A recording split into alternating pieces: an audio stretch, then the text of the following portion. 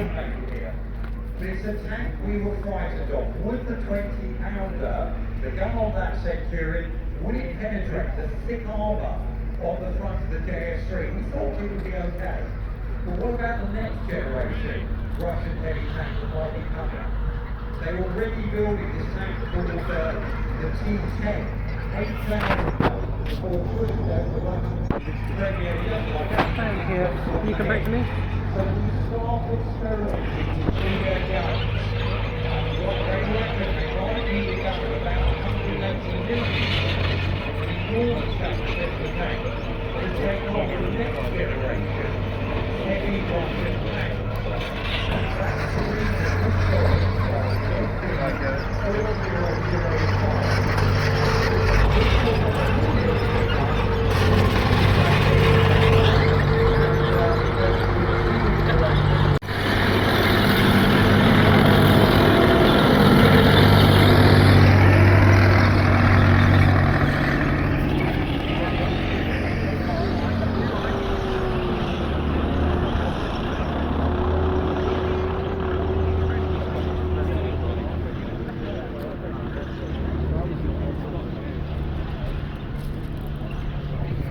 Now, the original specifications of the Centurion said you had to have armour protection to stop the German 88mm gun.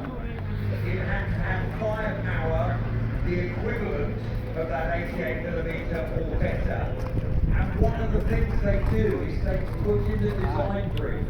We know we've already got the 17-pounder, we've got the 20-pounder in just coming along. Make sure this tank can be upgunned in its production.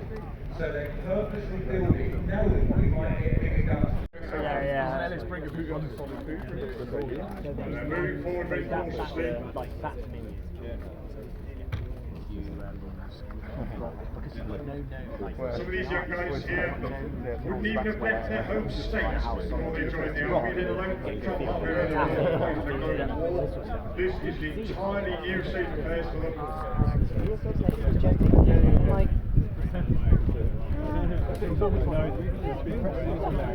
Nerves are really running high now. I'm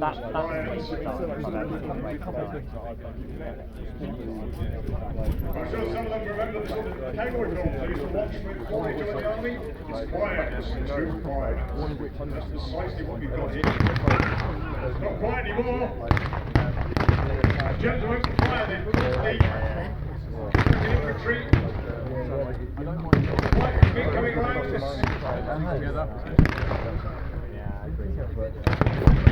I hesitate to say the Germans may have moved a bit too soon. Here comes the Stuart.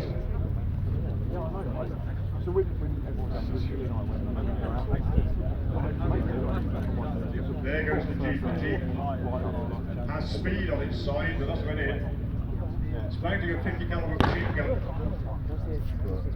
And discretion is definitely the better part of valor. The American infantry coming up now, they're taking position. Will they come up? It's likely now to be a firefight between the Americans and the Germans. The Germans are in a dug-in head position.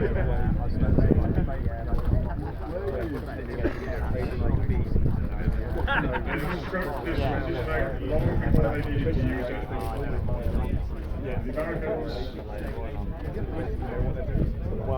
stop down territory. There's some more armour coming in. Still, technically, the Russians are getting quiet. There's a danger of a car coming in now. Like the entry Stuart today they did on dispatch service in the Western Desert. Now a little bit outmoded, but a very effective reconnaissance vehicle. 92-pounder gun, that's a 40mm, so a bigger gun actually than the Stuart. And they went, oh, well, we'll need to look into that. Relatively heavily armoured as well for an armoured car. So the Allies are picking up some firepower, but it's still basically an infantry firefight at the moment.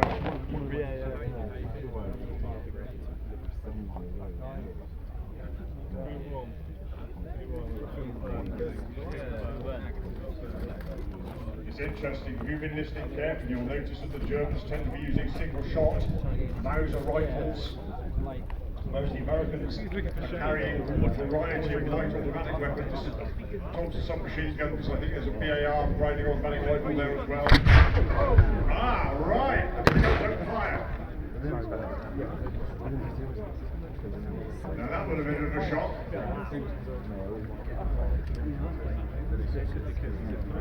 It's not an important weapon, but it does create a deal of jeopardy for these lightly armored or relatively lightly armored reconnaissance vehicles. And the Americans are going to need to flank this position if they possibly can, or to dominate it with superior firepower, whichever's available. So the Germans are bringing in some of their light armour. Now here comes the 222. Again, very much a vehicle that did its best work in the Western Desert. It's made to take the cannon. Very, very much used to the infantry.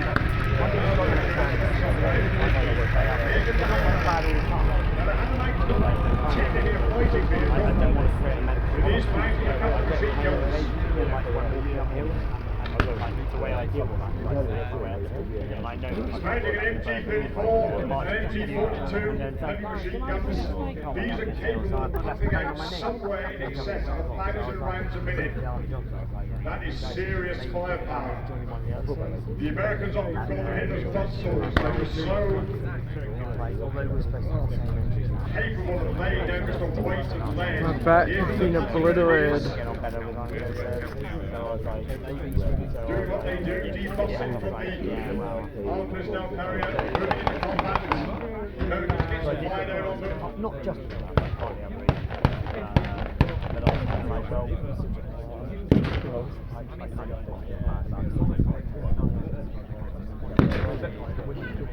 I'm going to suggest that that Jeep is in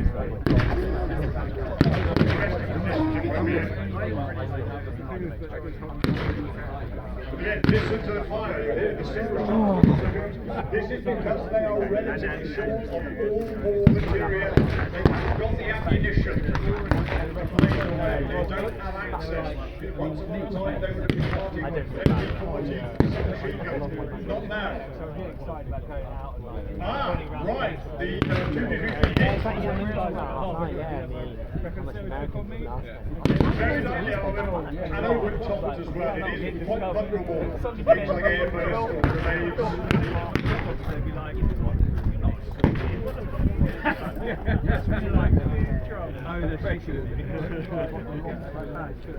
Now, how are we going to break this stairway?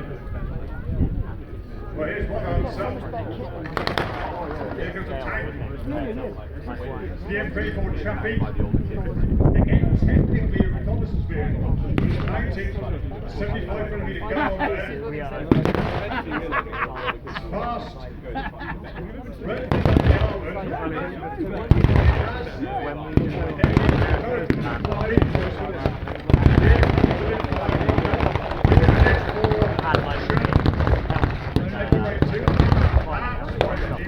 He's got that 50 caliber.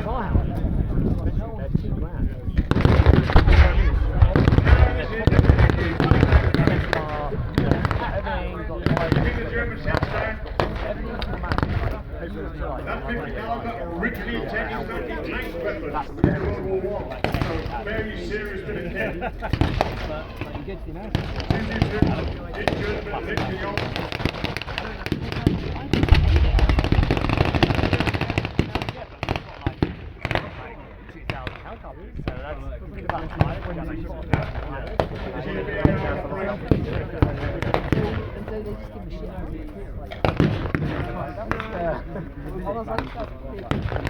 America's going to say, find them, pick some flank and finish them.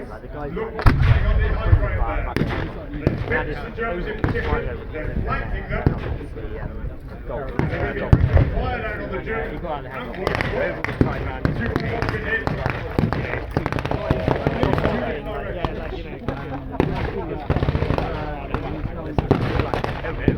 One of my colleagues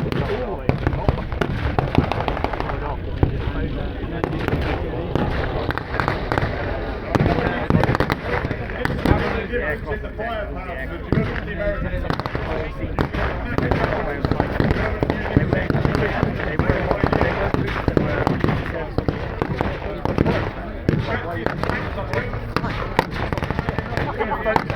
Nothing.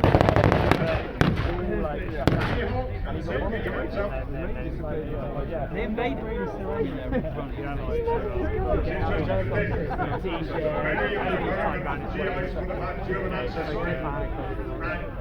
Probably spoke German as a second language, so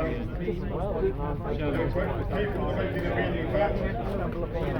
They never let you out. Yeah.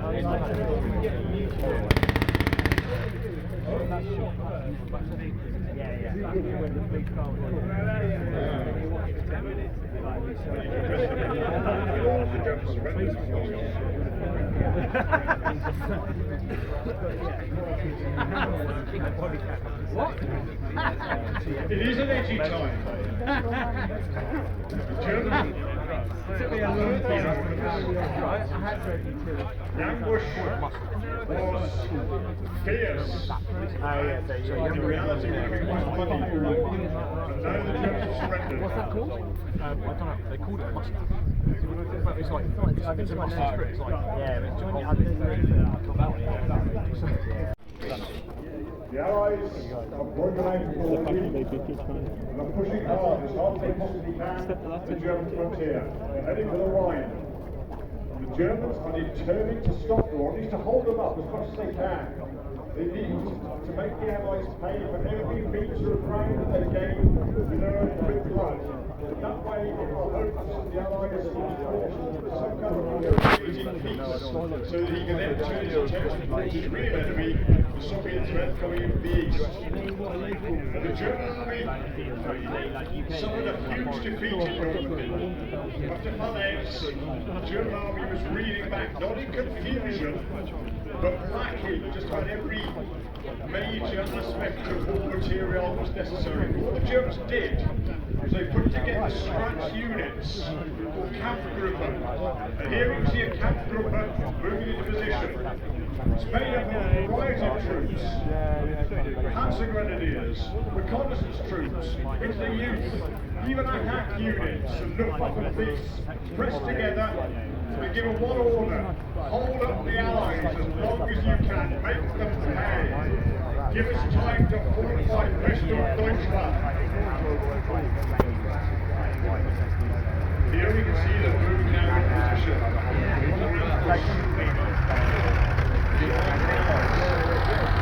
Mixture of vehicles, see? Not right, you would expect to see the beginning of the war. This is a very ad hoc scratch unit.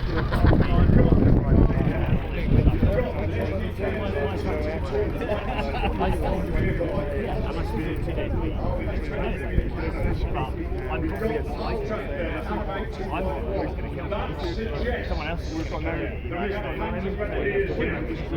Most German soldiers in World War II went to war on their own 2 feet. They were resupplied with ammunition, food, by horse-drawn wagons. Only the most elite troops had access to fully mechanized transport. So I'm going to take a guess here, an educated guess, that in this country, in this we've got plenty of engineers. Bringing up the rear, we have commandeered lorries and French Citroën. When the Germans went into France, they literally stripped the place, and they transported in their hands what they did, so we have a Citroën lorry there, and it's pulling a fairly interesting pedigree.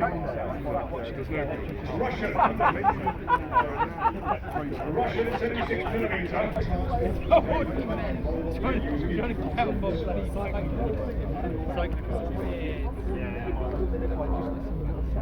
Just a word about the camouflage we can see here. Tricolour camouflage was introduced to the German Army in 1943. But no one suggested that there was a singular way to do it. There are different types of units use different types. We can see here, for instance, that the Citroën has got striped camouflage that became known as Normandy camouflage. The smart car The two Almond vehicles are ironically or ominously known as ambush camouflage. That's precisely what this camouflage is going to do now. They're getting deployed, this field piece, open to patch, any sort of probing allied units,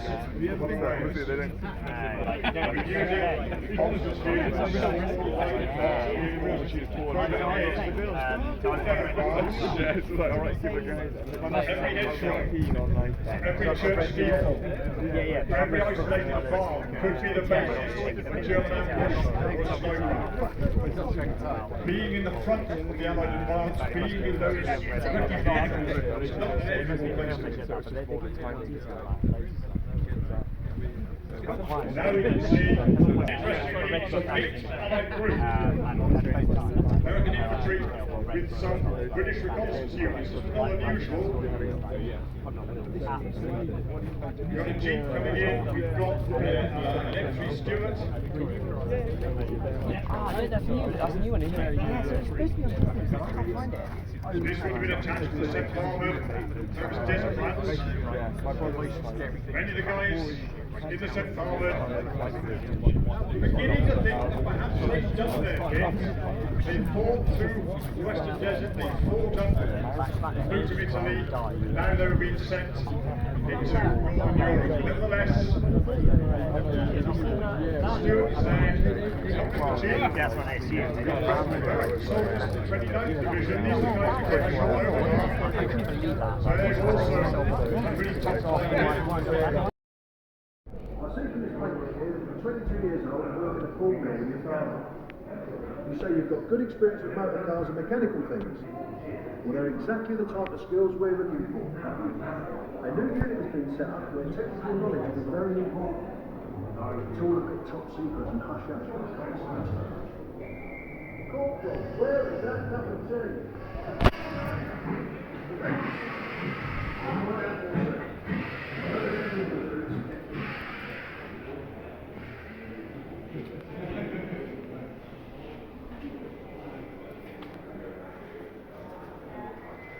Great Wall.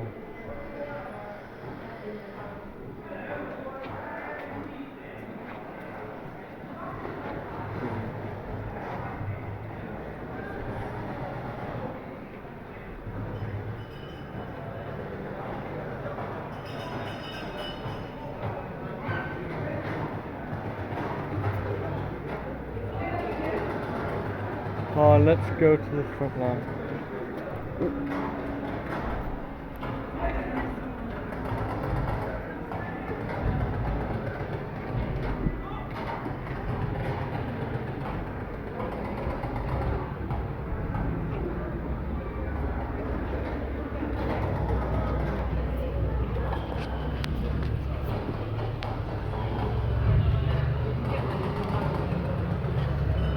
Realistic smells.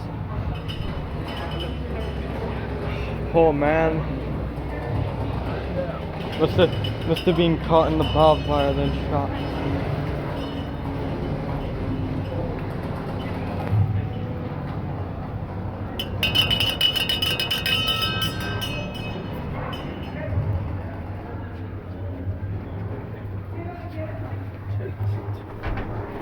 The blinders. Just nice tag on the clothes. What's the fun with it?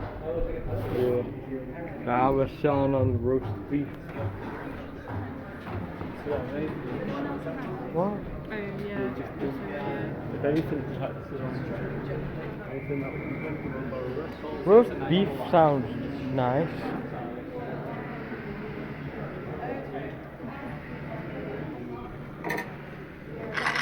Like, I mean, there has to be something worse to eat than roast beef.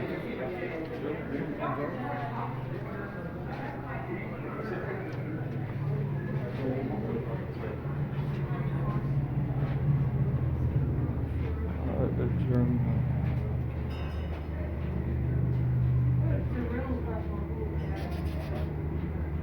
Video start fire. I'm dead. Ah! The motion sensor. Yeah.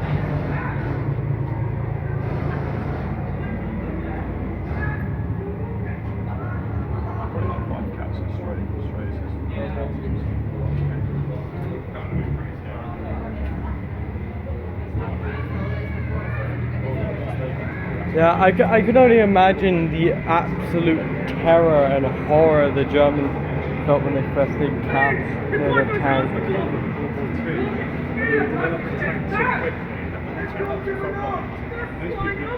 Every German gangster until they hear rumbling in the fog.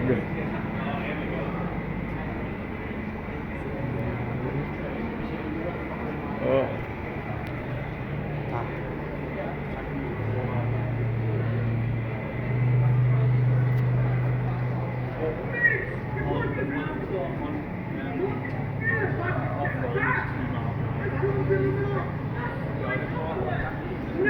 Oh my god, what is that? Mortars, well, artillery, whatever. The West gun.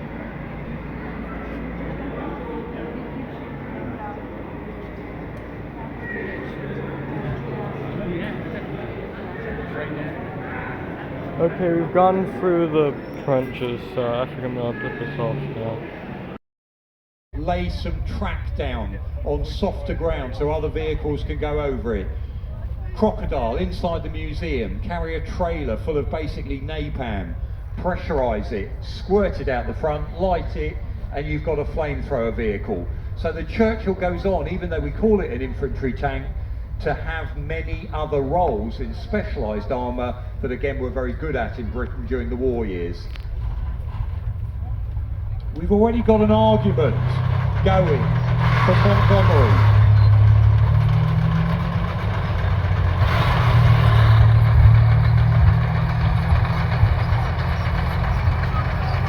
Using earlier components. Now what you've got there is, we were hoping our Centaur might run, look like it's a Cromwell tank. The Cromwell is originally designed in 42, 3 different combinations, engine and gearbox in the back, because we're worried we haven't got enough of those fantastic Meteor engines yet. When we go into final production, it's the Meteor that goes in the Cromwell. We've got an even better tank on the boards, the A41. We're going to see it, not ready yet. So we get the best of the Cromwell bits. 40% of this tank is made with Cromwell components, and we call it the Comet, and that's what's coming around now.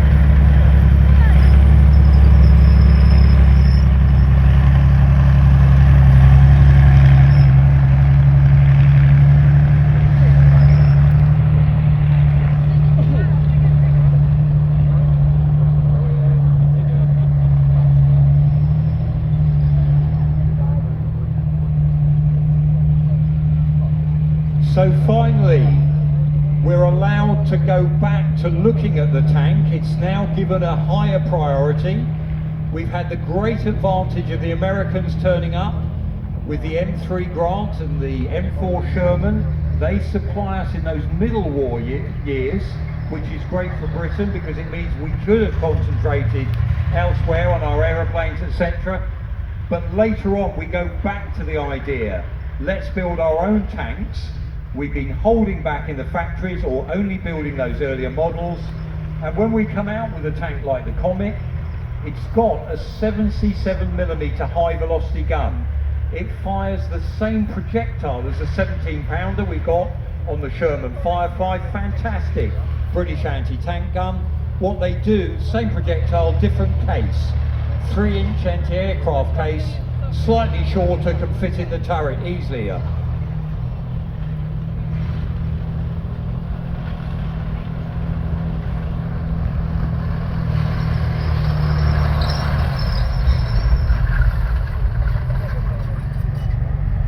We've got the Meteor engine in the back of it to give it that extra power. We've learnt lessons as well. We've got 2 radios now. One radio to talk to other tanks and a different radio now to talk to the infantry that the tank's going to work with. Instead of having a separate tank, a cruiser tank that can also work with the infantry. And there's a box on the back of this tank with a phone in. So if you're a soldier and you want to run up to the tank to tell him where the target is, you can use that phone on the back to get that across. They started the Comet with silencers, realised complete waste of time. They want to silence the gun on the tank. Hence those fishtail exhausts you can see at the back. They're What not in the silencing anything. There's no 577 point was that trying idea? to dull the noise of a Spitfire engine that happens to go in a tank. So that's why you can hear that rumble as it's coming, part of its psychological effect. The one thing you're seeing on that tank, that the very next tank that Britain produces says goodbye to, is that step front. You'll see it on the Churchill, you'll see it on the Cromwell tank, you'll see it on this Comet. The step front is there so we can fit the Beezer-bow machine gun that has to have a 90-degree plate to be bolted to. Finally, someone What comes was along and called says, the hang on, Better, Guv, not is the that really necessary? Bowser. And they get rid of it for the next tank. The next tank we build, best tank in the world for the next 20 years, just misses the end of World War II. We're going to see that later on when we see our Centurion family. But what a cracking lineup there of British armour. We've got in the front there the Light Mark IV, that design that's really put together so factories can learn how to make tanks. Even though we don't really like the light tank, we drop it very quickly in World War II. We go for wheeled armour for our reconnaissance in Britain. We've got that Matilda 1, the only one that's still running left in the world, another one in the museum. We have the Wrecker 1, Matilda 2, the second type of infantry tank, fourth type of infantry tank, that Churchill, and then followed up by that late war Comet tank.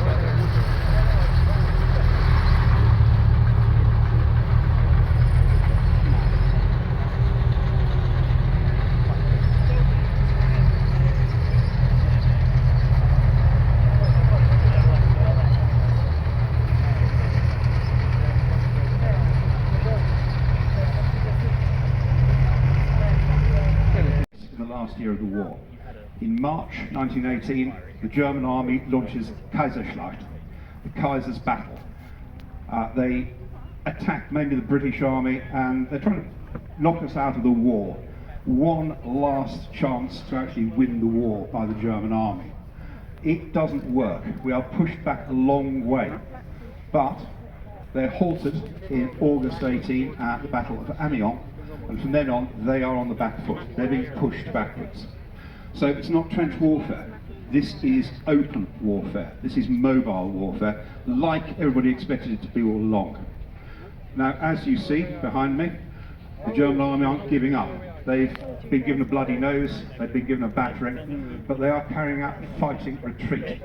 And these German soldiers have dug themselves in. They're being pushed back across the old battlefields, places like the Somme and Arras and Ypres, and they're dug in amongst the ruins, and they're intending to stop the British army coming forward. British army, our infantry, cavalry and tanks are moving forward, and we're trying to move to clear the lines of communication, take the roads, so that we actually get men and material forward, push the German army back. And you've got British infantry coming on to the battlefield. The infantry section by this time has changed quite a lot. It's not like 1914, even 1916, it's not just 8 guys with rifles. There are things like Lewis guns, light machine guns, lots of grenades. These guys are coming forward. They have no idea where the enemy is, but he's dug in and waiting for them. Coming forward fairly tentatively to start with. Right, contact front. British infantry are taking cover, they're coming under fire. The thing you have to remember here is, because of the size of this arena, we had to telescope the distances. One of those rifles has got an effective range of about 300 metres.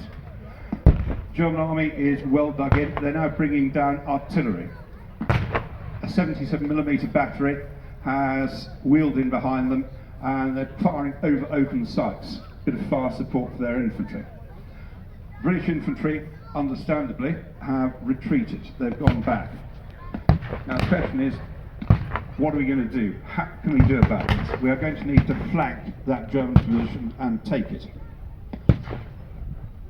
And we have a little armoured support here. Over on that side of the arena, you can see our replica Mark IV tank. Now you can see a real one in the museum. When you're in the museum, when you're in the First World War Hall, That's about 80% of all the surviving First World War armour on the planet. They're over 100 years old, they are very delicate, so we can't use the real ones. That is a replica, and if you've seen the film War Horse, you've seen that tank before. It was built for Steven Spielberg. The nice thing about it is it's very accurate. That is the sort of speed that a First World War tank moved at. Mark IV, Very slow. it's capable of about 4 miles an hour on the road, probably about 2 miles an hour off-road. It is not too much of a problem because it's designed to smash its way through the wire to let the infantry through behind. So in a sense it only has to move at infantry pace. The Mark IV is coming forward. I suspect those German soldiers in their position, they're directing fire down on it. They've got rifles, they've also got an MG08, a medium machine gun. You can hear that firing now. That is capable of knocking out 450 rounds a minute.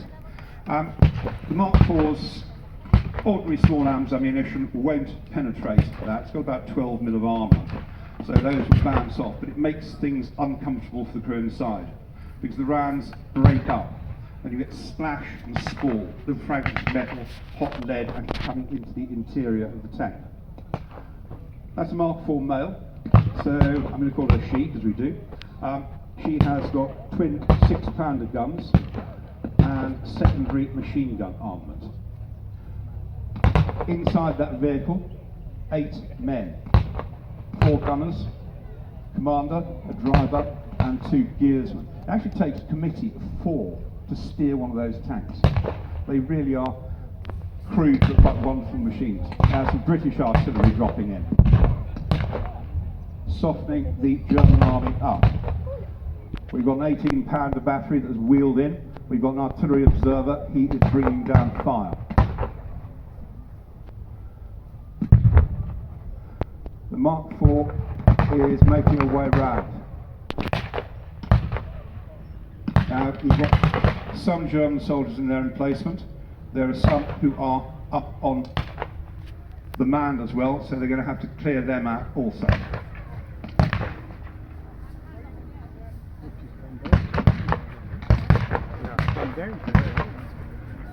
You can see the Mark IV, that's not like a modern tank. It's not fast-moving, aggressive vehicle capable of exploitation. Moving at a maximum of 4 miles an hour. She's coming round. Those infantry, if they've got any sense, are going to form up behind the tank. She's moving at walking pace. They can use her as a big metal shield to actually get closer into the German position. That's the MG08 firing. The German army did come up with an armor-piercing round, the SNK round, Spitzenstern. Against the earlier tanks it was effective, against the Mark IV possibly less so.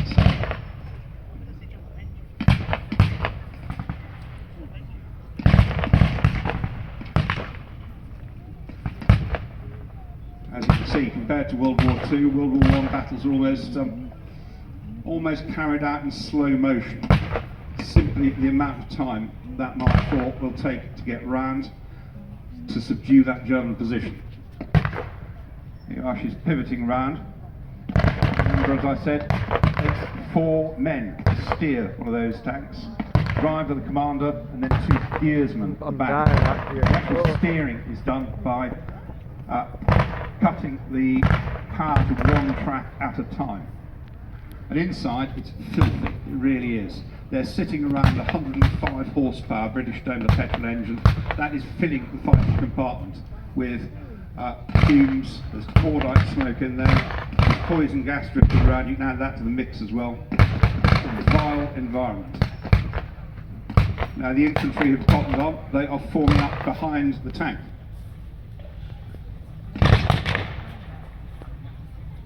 This must be pretty off-putting for those German soldiers.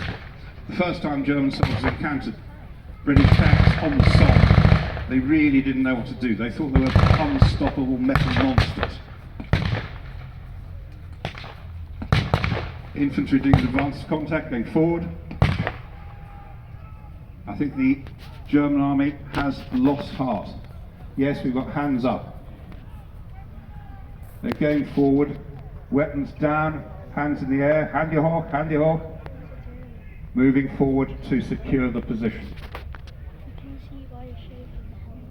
This is one little incident of thousands when the British Army, French Army and the Americans drove the German Army back tens and tens of kilometres, right up the armistice line of November 1918. A huge bulge in the Western Front, heading eastwards. Now, just coming onto the arena is an original vehicle. It's a Liberty truck. That's an American-built truck, First World War period, so over 100 years old. The Liberty is, it's significant because the British Army is the most mechanised army in the world in this latter period of World War I. We are using more motor vehicles than anyone else. Horse-drawn transport is starting to be replaced. And that Liberty truck was a good contribution. It came from the USA. They built about 8,000 of them. It's not very fast, 15 miles an hour, but two types. One will shift 2.5 tons of stores, the other up to about 5 tons. And of course that's a lot quicker, a lot more efficient than using a GS horse wagon. The Liberty has pulled round and British soldiers climbing in. This is actually rather nice, just for once. You don't have to go everywhere on your flat feet.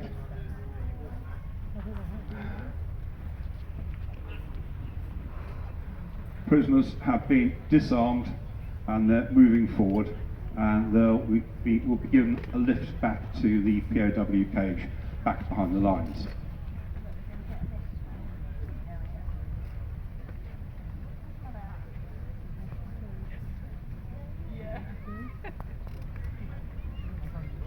While we wait for the Liberty to load her complement and make her way off the battlefield, can we have a big hand for our reenactors? Let's think about those guys dressed in surge uniforms in this heat. That's dedication for you. They've done a really Yeah, I good imagine job. that could be torture.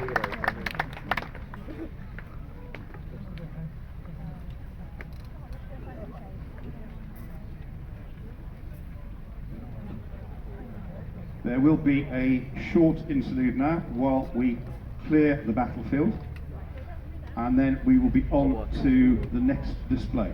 Thank you very, very much for watching. Remember, that was the World War I battle. You've got a World War II battle this afternoon, which is quite a contrast.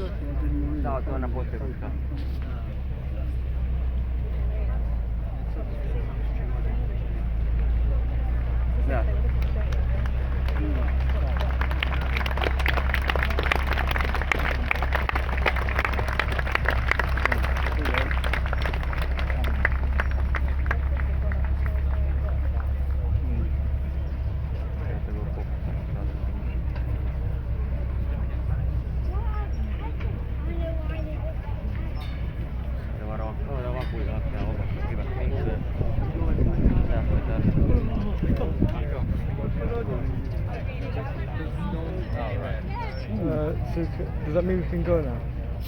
It's going to be a thing next time. We'll meet you on simple the next one because it's just going to be a shed. So the next one, what's the next one? Okay. 34 light Mark IV tanks were made in 1934 and 1935, and we're lucky enough here to have the only remaining one, and it's a runner. And what we try and do as well is put a bit of context around that, because I'm sure some of you in the audience, you're German tank fans, we all have a bit of a story about British tanks not being that good in the Second World War. What happened? We were leading the world in the First World War. We did fantastic experiments with armour in the late 1920s on Salisbury Plain, mechanised force. For the first, the Americans came, their Secretary of State watched it, goes back to America and says, you're going to have to do this. The Germans came, they came actually to Lulworth, can you believe? The head of the German military, and was shown some of the British tanks and what we were doing. So many nations copied Britain and what it was doing with its armour. But what happened in the Second World War? Now we're going to show you some of those bits of kit, but also as well, maybe explain why some of the things happened in the way they did. One of which, of course, is if you go back to the 1930s, we've got 1930, the Great Depression, not much money to spend on our military, and it was Chamberlain and then Churchill who both followed the pattern, which if you are going to spend money on the British military, Navy first alongside the Air Force. Stanley Baldwin, British Prime Minister, 1933, he's the one who came out with that phrase, the bomber will always get through. We're worried about air power, and in the early 30s we're most worried as well about Italy. So again, it's the idea of keeping the Mediterranean sea lanes open. Our Navy's most important, and probably the RAF for defending Britain. The army gets short shrift. It's a very small affair in terms of the budget. So even though we're doing these world-beating, leading experiments with mechanised force, we don't spend much money on the actual army itself. We're only going to need the army, don't forget, if the other two fail and the Germans or the Italians or whatever cross the Atlantic, cross the Channel. So with that in mind, 1934, after the Great Depression, 1930, first time they give a bit more money to the military to start building up their forces. The army recognises the vast majority of its tank fleet, you can see them inside, Vickers mediums, out of date, obsolete, we don't need them anymore, or rather we do need them, but they're not good enough and they're wearing out. So they start the programmes of rearming. And one of the reasons Britain ends up with a lot of light tanks is because they're easy to build and they're a good idea. If you go to a factory that hasn't made a tank before, start off on a light tank. And that's why by 1940 Britain had 1,000 light 6B tanks in service. Again, you can see one inside the museum. This light Mark IV that's about to come on is a precursor to that. They're learning the art. They get Vickers to make a series of light tanks. Once they think they've got it right, that's the one they put into more major production. But they go, and again, these have got echoes in Britain and Europe at the moment. They're going to companies that don't normally make tanks to say, can you have a go at this and start with these easy to make ones? Because building a tank is a very complex issue. And as we said yesterday, one of the problems about building tanks, there's no civilian equivalent to a tank. There is with aeroplanes. We go on holiday, we get in a plane. A tank, there isn't any market for that unless you're selling it directly to the military, to the army. So factories, companies in Britain, apart from Vickers, everyone's really reluctant to take on the work of building tanks unless we know for certain there's an order there.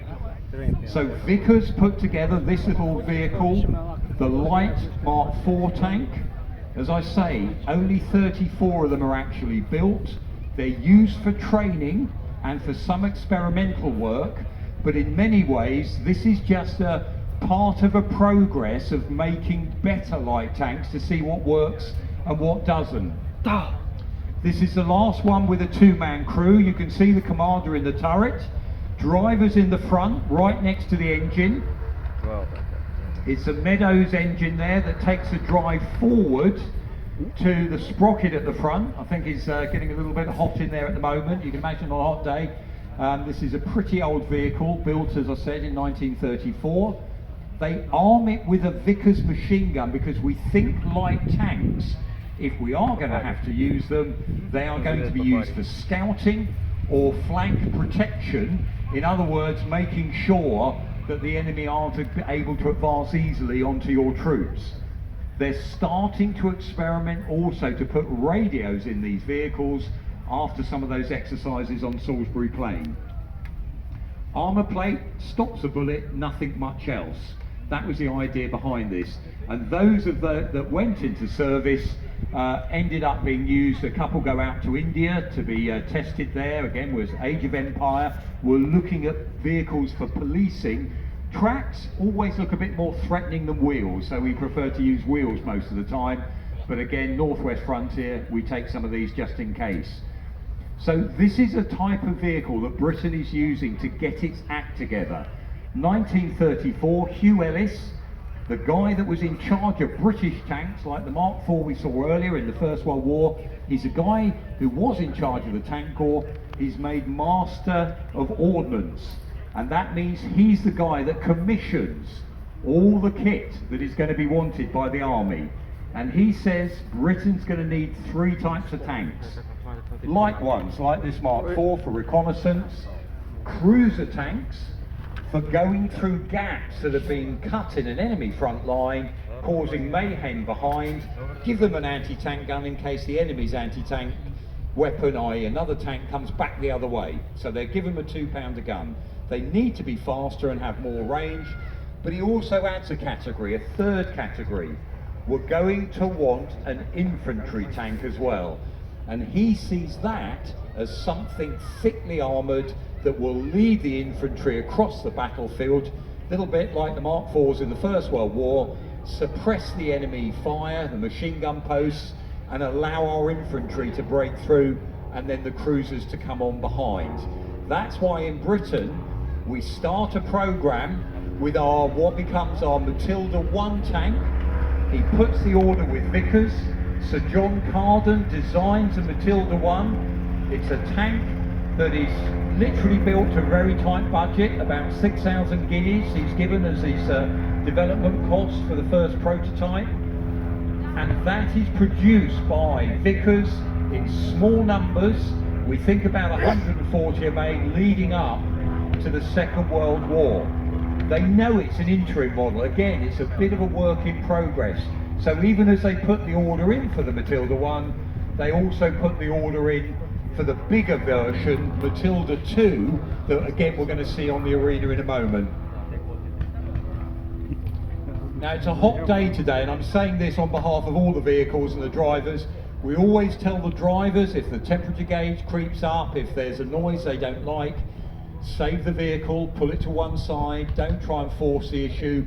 These are getting on a bit. You know, here we're looking at a vehicle here almost 100 years old, so bear with us if we have any issues with, especially in this heat when you're looking at old stuff. So here's that first version of an infantry tank.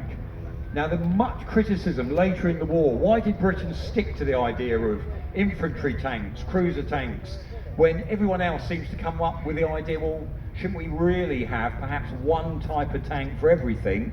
Well, careful, we're going to see what the Germans do in a little while with our Second World War armour as well. So lots of countries are experimenting at this time about what the tank might be, because we've only had a small experience of real tank warfare in the First World War. So however laughable this might seem to us nowadays, it's being used in 1940 in France. Actually, it's having a go at an idea.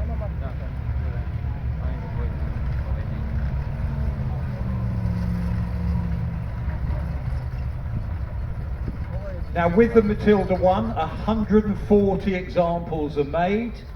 We're lucky here, amazingly enough, we've got all 3 that remain. This one with a Rover, modern Rover car engine in the back. Originally it was a Ford engine. They use components, so John Carden, who designs it, purposely picked components that were readily available, put it together in a bit of a hurry, don't start making things. So the suspension already is a suspension type being used by Vickers. Cast turret with thick armour on to stop bullets, and they realise the standard anti-tank gun of that interwar period, it's about a 37mm anti-tank gun, again the size of the hole across the end of the barrel. That's in use by the Germans. The Germans sell that design to the Russians, so the Soviets use the same one as well, and they also sell it to the Americans, so pretty much everyone's got the same size gun. The armour, therefore, on Matilda 1 is put together to stop that 37mm. That's to protect that 2-man crew that are in there. In the turret, they put a Vickers 303 machine gun. They've got a bigger version of the Vickers, a .50 that they give to the section leaders. Got a bit more punch behind it, so if you do fire a armour-piercing round, it might penetrate another tank's armour. Most tanks in this period have got very, very thin armour, so this is different. That thickness of armour is a leap forward, and we make, as I mentioned, 140 of these. They see action in France in 1940 with their sister vehicle, the Matilda 2s. And I often mention this battle because we can overlook it, we can laugh at vehicles like this. There was only about 60 of them in France in 1940. They formed part of some... And we end up with a situation that Hitler does a stop order for the advancing German armour. And why this is so important, because that one small tank battle, and the guys in it probably didn't even know what they were up to at the time, chaos. Lots of those British tanks knocked out as Rommel comes back, uses his 88mm flak guns to knock out tanks like our Matilda ones here, and the Matilda 2 about to come on. That battle becomes really important because when it stops that German 7th Panzer Division, we reinforce overnight Calais, Boulogne and Dunkirk, and that means we can save our army. We've got some places to go to on the coast. If that hadn't happened, the German force would have swept back up the coast, and Churchill would have almost certainly had to negotiate with Hitler because we wouldn't have been able to save our army. So to have some here. We've already moved on to the Matilda 2, which again is another one of these counter to intuitive. It's a great British success story because actually they go with the second design of an infantry tank to a company that's never made tanks before, Vulcan, up in the north of England. They make locomotives. Can you make a tank for us? Here's some plans, you work them up. Within 3 years they've managed to go from drawings to production. So in 1939 we're getting these Matilda 2 tanks starting to come off the drawing board.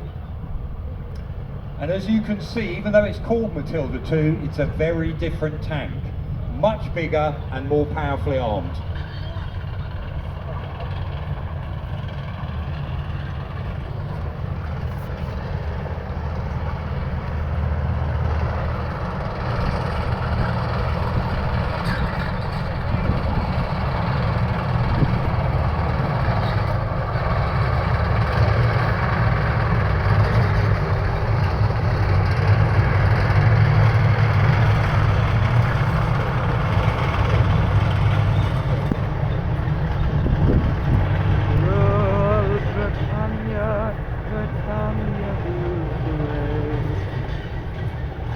So with the Matilda 2, you've got 78mm of frontal armour, again very thick for the time this goes into service. You've got the British 2-pounder gun. It's slightly bigger in calibre than those 37mm the Germans are using, and in 1940 the 2-pounder would go through any known German armoured vehicle. So it's a very effective anti-tank gun earlier on. The problem with this vehicle is we carry on making it even though we start knowing it's going to have a bigger gun.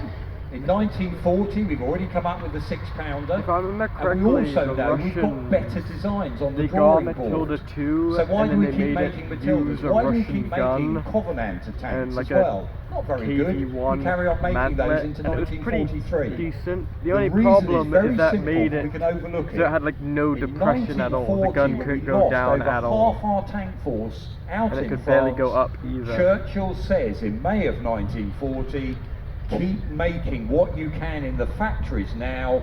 Please do not panic, or don't do the obvious things. Stop that to get a better tank on the go. We might be invaded any moment. And priority as well, back to the 1930s, stays with the RAF, Spitfires, Hurricanes, then Lancasters to get back at the Germans. They get priority along with our Navy to keep the sea lanes going. Tanks drops down the list of production priorities for Britain.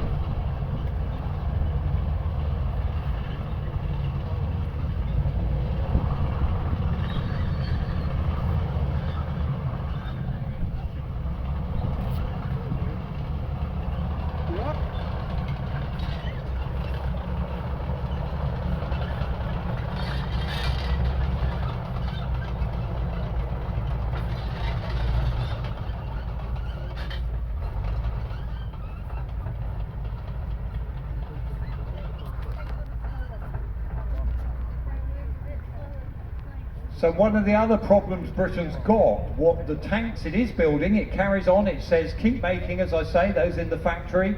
We've got that new gun, the 6-pounder, doesn't go on a tank till late 1942 before we actually see service, because they carry on with this idea, we might be invaded any time, keep going with those factories of what we can do. We've got another problem as well. We know we want to put more armour on our tanks and make them bigger. What engine is powerful enough to push those vehicles around? In the 1930s in Britain and 1920s, there was a tax on bigger engine. You paid more tax, road tax, so there was a disincentive to make bigger engines for lorries, farm machinery, etc. So with this vehicle, they got 2 bus engines and bolted them together to try and give enough power. We have an issue here. If you're going to build a bigger tank, you need more oomph behind it to move it along. Rolls-Royce realised, hang on, we've got this fantastic engine we're making for the aeroplanes, the famous Merlin. They get one of their designers, gets some, literally the only spare Merlins come from crashed aeroplanes. He derates it. He ends up making a tank engine out of the Merlin. It's called the Meteor. It's a fantastic bit of kit, but we have to wait again because the Air Force has priority. Quite understandably, we need those engines to protect the country, and as I said earlier, to get back at Germany with bombers. So again, it's not until later in 1943 this amazing derated Merlin engine becomes available as what we call the Meteor, with 600 horsepower. That's fantastic compared to about 280 horsepower in vehicles like the Matilda. You know, so you've got much more welly there to be able to get that vehicle around. You can add more armour and hopefully as well increase the gun size. But there's our fantastic Matilda 2. It sees action in Arras 1940. It's sent out to North Africa, absolutely superior to anything initially the Italian army has got. It starts meeting its match again when the Germans are using their bigger 5 centimetre, 7.5 centimetre, then the famous 88 as anti-tank weapons against it. But it's then shipped, we carry on making it, later into 1944, it's shipped out to the Far East, where again it sees action against the Japanese. And these were still in service with the New Zealand Defence Forces well into the 1950s. Doesn't fly on me.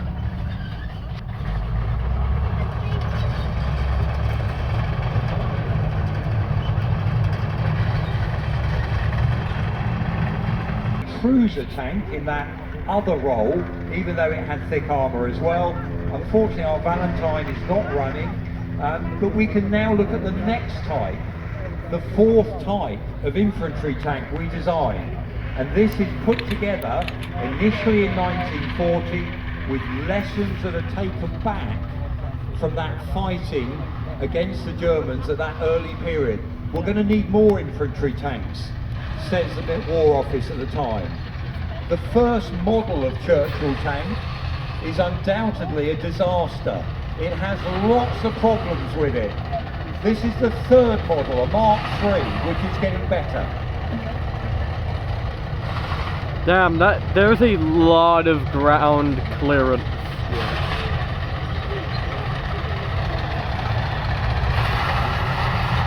I guess it makes it good for avoiding mines.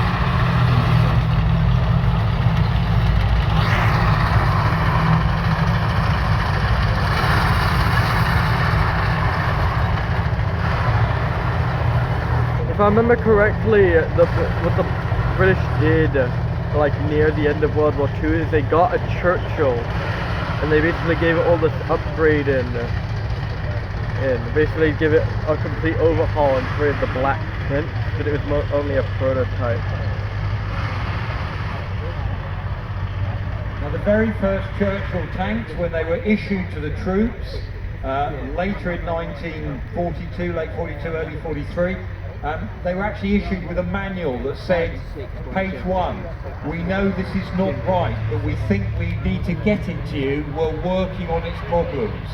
And again, that's an interesting story because we're going to see a vehicle later today from the British Army that most of you will have only heard negative press about, the famous Ajax. and the problems that came with that during its procurement, its design phase. And yet, ironically, with the Churchill, once they've ironed out those faults, it goes on to have an amazingly effective wartime service. This, as I mentioned, the third model Churchill. It's got the new 6-pounder gun finally fitted to it. And later on, they actually drill out the 6-pounder so it can take American 75mm ammunition. So there's different guns that are placed on even the Mark III Churchill tank that we're seeing here. It's got a new welded turret. They couldn't make enough of the earlier Mark I and II cast turrets, but welding's an art that we had to learn in different factories. They set up a new school for welding at Leyland, so we could put together turrets like this one.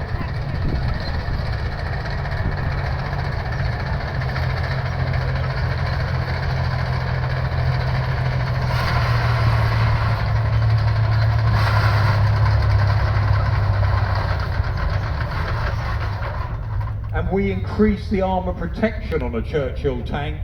The later models, 10.5 centimetres frontal armour. That's more armour plate than on that front of the Tiger 1 that you can see inside the museum. Square doors for the very early models. You can tell the later Churchills have round doors on the side. We do use them as an infantry tank, but of course they're also used for all those other roles that you can see. We've got them in the museum. Things like the AVRI, Armoured Vehicle Royal Engineers, don't carry an anti-tank gun, carry a whopping great petard mortar on the front that can fire a dustbin full of explosives at things like seawalls. Put fixtures on the side so we can put contraptions on, like a bridge, box gird your bridge,